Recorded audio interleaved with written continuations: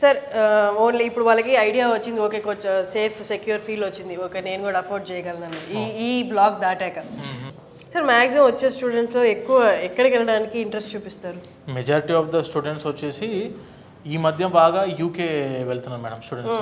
యూఎస్ఏకి బాగా tug of వార్లో నడుస్తుంది UK ఏంటంటే ఇప్పుడు ఆపర్చునిటీస్లో బాగా పెరిగిపోయినాయి.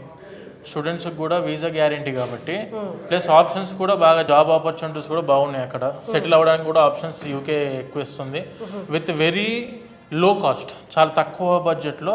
ఇప్పుడు మనం మెజారిటీ యూఎస్ఏ అనుకున్నాం అనుకోండి, ఒక 20-25 lakhs అనేది బడ్జెట్ చూసుకోవాల్సి ఉంటుంది. When coming to UK 12 lakhs 15 lakhs complete అయిపోతుంది. మాస్టర్స్ కంప్లీట్ అయిపోతుంది. ప్లస్ తక్కువ కాస్ట్లో ఉంది కాబట్టి ఎడ్యుకేషన్ లోన్ అందుతుంది, ప్లస్ వెళ్ళగానే ఆపర్చునిటీస్ కూడా ఉన్నాయి స్టూడెంట్స్కి చేసుకోవడానికి అన్ని విధాలుగా. సో మెజారిటీ స్టూడెంట్ సెక్షన్ వచ్చేసి మధ్య ఇప్పుడు మొత్తం యూకేకి మారింది. దాని తర్వాత ఆపర్చునిటీ వచ్చేసి యూఎస్ఏ ఎప్పటికీ ఉండేదే, కొంచెం ఇప్పుడు టగ్ ఆఫ్ వార్ నడిచేది యూకే అండ్ యూఎస్. సార్ ఇప్పుడు వాళ్ళు అప్లై చేస్తారు పలానా యూనివర్సిటీకి, అప్లికేషన్ అనేది ప్రాసెసింగ్ అనేది ఏమి సబ్మిట్ చేయాలి, ఏమి ఇంక్లూడ్ చేయాలి, ఎలా పెడితే బెస్ట్, అవన్నీ మీరే సజెస్ట్ చేస్తారు? మొత్తం మేడం మీకు స్టార్టింగ్ ఒక స్టూడెంట్ మన ఆఫీస్కి వచ్చిన తర్వాత ఇప్పుడు మీకు బ్యాంక్ వాళ్ళనే మీరు చూసారు ఇంతమంది మనము డైరెక్ట్ అయ్యప్ అయ్యి ఉండి ఒక 25 బ్యాంక్స్ తోటి ఎన్బిఎఫ్సిస్ తోటి ఉండి ఇక్కడ చేస్తున్నాం కదా.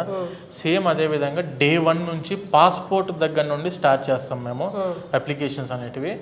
ఆ యూనివర్సిటీ ఏ యూనివర్సిటీ అనుకుంటున్నారు, యూనివర్సిటీ షార్ట్ లిస్టింగ్ మనమే ఇస్తాము, యూనివర్సిటీ అప్లికేషన్స్ మనమే పెడతాము, యూనివర్సిటీతోనే మనమే ఫాలోఅప్లో ఉండి యూనివర్సిటీ నుంచి కావాల్సిన రిక్వైర్డ్ I-20 కానివ్వండి, లేకుంటే క్యాష్ కానివ్వండి, ఏ డాక్యుమెంట్స్ అయినా కూడా మనమే తెప్పించి స్టూడెంట్స్కి ఎడ్యుకేషన్లోను ఈ డాక్యుమెంట్స్, దానితో పాటు వీసా అప్లికేషన్స్ అన్నీ కూడా ఈ ఒకటే బిల్డింగ్లో ఒకటే ప్లేస్లో కంప్లీట్ అయిపోయింది. ఎక్కడెక్కడ మళ్ళీ బయట వేరే వేరే ప్లేసెస్కి తిరగకుండా అన్నీ ఒకటే దగ్గర అందుబాటులో ఉంచాం మనం.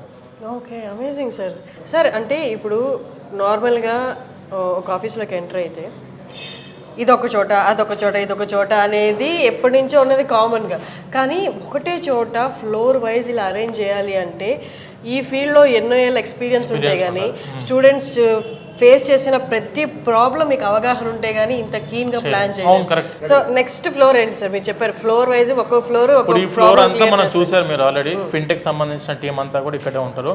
అంటే ఇక్కడ ఏం జరిగిద్దంటే education loans, flight ticket, accommodation, sim card, credit card, దాంతోపాటు మనకు అక్కడ యూఎస్ఏకి వెళ్ళినప్పుడు బ్యాంక్ అకౌంట్ కావాల్సి ఉంటుంది. అది అన్నీ కూడా ఇక్కడే ఒకటే ప్లేస్లోనే కంప్లీట్ అయ్యింది. That is in ground floor.